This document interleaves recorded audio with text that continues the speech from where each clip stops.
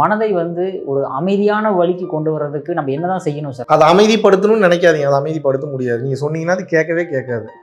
அது சொல்றத கேளுங்க, அமைதியா. அது சொல்றத கேட்டுக்கிட்டே இருங்கன்னு சொல்ல வரல. அது சொல்றத கவனிங்க, அவசியமானதை அப்புறம் உள்வாங்குங்க, மாற்ற வேண்டியதை மாத்துங்க. விச் மீன்ஸ் ஷூட் பண்ணுங்க, ஷூட் பண்ணதை ஃபுட்டேஜ் போட்டு பாருங்க, அதுக்கப்புறம் எடிட் பண்ணுங்க, அப்புறம் பப்ளிஷ் பண்ணலாம், அப்புறம் செயல்பாட்டு கொண்டு போகலாம். நீங்க ஷூட் பண்ணும்போதே அப்படியே நீங்க பப்ளிஷ் பண்ணணும்னு நினைச்சீங்கன்னா ஏதாவது பஞ்சாயத்து இருந்ததுன்னா அப்ப நீங்க அதுக்கு பதில் சொல்லி ஆகணும். சேம் லைக் தட் உங்கள் மனம் அதை புரிந்து கொள்ள வேண்டும் என்று நினைக்கும் போது மனம் அமைதி அடையும். மனதை அடக்கி ஆள வேண்டும் என்று நினைக்கும் போது அது அடங்காது. மனதை அடக்க வேண்டும் என்பதே அகங்காரம் தான். அகங்காரத்தில் அடக்கணும்னு நினைக்காதீங்க. மனம் எப்படி செயல்படுதுன்ற மெக்கானிசம் புரிஞ்சுக்கங்கன்ற. இதை உங்களுக்கு எப்படி சொல்லி புரிய வைக்கலாம்னா, உங்களுக்கு இப்போ வந்து ஒரு பஸ் ஓட்டணும்னு ஆசையா இருக்கு. இப்போ நீங்க பஸ் ஓட்டணும்னு ஆசை இருந்ததுன்னு எடுத்த உடனே உங்களுக்கு எந்த அனுபவமும் இல்லாம இப்ப பஸ் எப்படி ஓட்டுறேன் பாரு நீங்க போய் ஸ்டார்ட் பண்ணீங்கன்னா என்ன ஆகும்? எந்த அனுபவம் இல்லாம எப்படி ஓட்டுவீங்க அந்த பஸ்ஸை போய்? அப்ப நீங்க என்ன பண்ணணும்? முதல்ல எடுத்தோடனே நீங்க போய் ஓட்டுறதுக்கும் போயிடக்கூடாது. முதல்ல கவனிக்கணும் எப்படி பஸ் ஓட்டுறாங்க. அப்ப வேற ஒரு டிரைவர் ஓட்டும் போது உட்காந்து கவனிக்கணும். இது என்ன ஸ்டேரிங்னா என்ன, இது என்ன கியர்னா என்ன, எக்ஸலேட்டர்னா என்ன, பிரேக்னா என்ன, கிளச்னா என்ன, எந்த டேர்னிங் ரேடியஸ்ல வண்டி திரும்புது, கிரவுண்ட் கிளியரன்ஸ் எவ்வளவு இருக்கு, எந்த மாதிரி ரோட்ல என்ன வேகத்துல போக முடியும், பிரேக்குனுடைய லெவல் எவ்வளவு இருக்கு, பிரேக் ஷூ தேஞ்சிருக்கா தேயிலையா, எவ்வளவு இருக்கு, ஆட்டோமேட்டிக்கா மேனுவலா, இத்தனை பஞ்சாயத்தை தாண்டி நீ வண்டி ஓட்டணும். கரெக்டா இல்லையா? இப்போ வண்டி ஓட்டுறதுக்கே இவ்வளவு இருக்கும்போது சேம் லைக் தட் உங்க மனதை நீங்க எப்படி உடனே ஓட்டுவீங்க? பயணம் பண்றீங்க, நீங்க அதை ரைடு பண்ணலன்னா அது உங்களை ரைடு பண்ணிடும். அதை ரைடு பண்ணணும் முதல்ல. அப்படின்னா இந்த நீங்க இந்த ஜல்லிக்கட்டுல காலை அடக்குற மாதிரி தான். எடுத்தோடனே போய் உன என்னதான் பண்றேன் பாருன்னா வாய்ப்பு இல்லை ராஜா, வாய்ப்பே கிடையாது.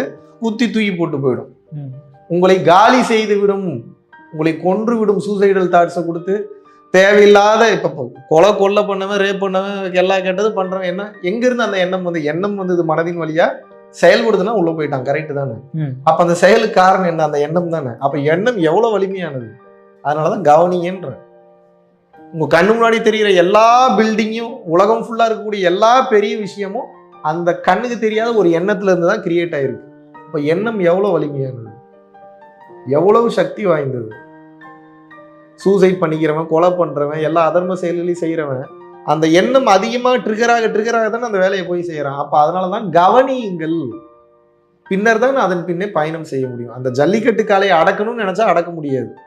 வீட்டில் வச்சு வளர்க்கும் போது காளையை புரிஞ்சுக்கிறீங்க. எப்போ சாப்பிடும், எப்போ தண்ணி குடிக்கும், எப்போ கோவப்படும், எப்போ டென்ஷனாக இருக்கும், என்ன பண்ணால் ஜாலியாக இருக்கும், என்ன டெம்பரேச்சரில் இருக்கும். இந்த பக்குவம் வரும்போது அப்புறம் உங்களுக்கு அந்த காளையை பார்த்தா பயம் இருக்குமா?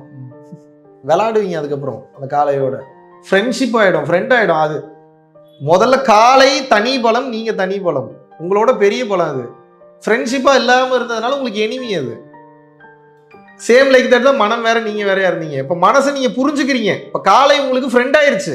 இப்ப எவ்வளவு பெரிய பலம் இரண்டு ஒன்றிணையும் போது. அதுதான் பண்ணுங்கன்ற. எண்ணம்ன்ற ஒரு தாட்ஸ், அந்த தாட்ஸ் வந்து நல்ல வழிகளை சொல்லும் போது ஓகே சார். எண்ணம் செய்யறவங்களுக்கு வந்து தப்பான எண்ணங்களை கொடுக்குது. அது உங்களோட பிரசன்ஸ் ஆஃப் மைண்டை வச்சு நீங்க தான் சூஸ் பண்ணணும். இது உலகமே ஒரு கேம், ஒரு நாடக மேடை.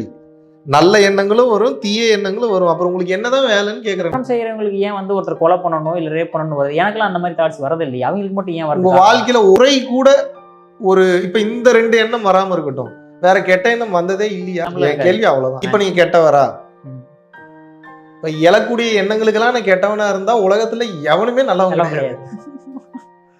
ஆனா அந்த பிரச்சனை என்னன்னா, அந்த எண்ணங்களை நாம் ஏற்படுத்தவில்லை. நம் பழக்க வழக்கம், வெளியே பார்த்தது, அப்சர்வ் பண்ண டேட்டாவை வைத்து அப்படி இருக்கு.